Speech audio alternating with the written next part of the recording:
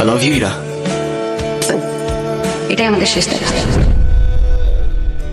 এই যে আমার ক্লাসের সবচেয়ে গুণধর ছাত্র, যেমন তার চলাফেরা, তেমন তার ড্রেস আপ, তেমনি তার লেখা। স্যার, আপনি কনফুসিয়াসের নাম শুনেছেন? হ্যাঁ শুনেছি তো। উনি বলেছেন, life is really simple but we insist on making it complicated.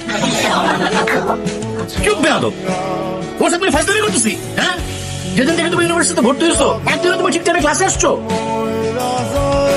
খাতা দিলাম, প্রশ্ন দিলাম, ওই চেয়ারে বসে চুপচাপ পরীক্ষা দিও। যদি কোন রকম নকল করার চেষ্টা করো, I will punish you. Yes sir.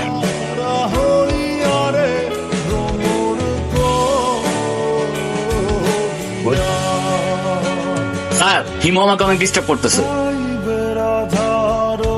বাহ, কি অপূর্ব! একে তো আরেকজনকে লিখতে দিচ্ছেন না, তার উপর আপনি ধপ ধপে একটা সাদা খাতা নিয়ে বসে আছেন। আপনি পরীক্ষা দিতে আসছেন কেন? এক্ষুনি আমার ক্লাস থেকে বেরো যাও, বেরো যাও।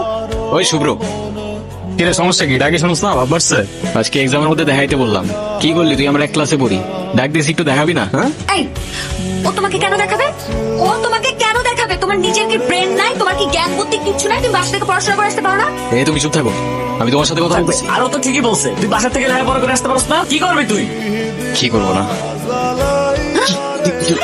এই, কি বলছো তুমি? ছাড়ো, ছাড়ো। বেয়াদব ছেলে, রাস্তাঘাটে গুন্ডামি শুরু করছো? বস্তির ছেলে কোথাকার। আরে তোমার তো দেখতেই বোঝা যায় যে তুমি একটা বস্তির ছেলে, পোশাক আশাক সবকিছু বস্তির ছেলে। বেয়াদব কোথাকার। আই চল। কি ব্যাপার রকি, কিছু বলবা? তুমি জানো না কি বলবো? শোনো, আমি তোমাকে আগেও বলছি, এখন আবার বলছি, তোমাকে আমি পছন্দ করি না আর কোনোদিন করবো না। ইরা, তুমি কি ভেবে বলছো? তুমি জানো এর পরিণাম কি হতে পারে? এর পরিণাম কি হতে পারে মানে? শোনো, আমি ভেবে বলতেছি আর তুমি যেহেতু করবাই না।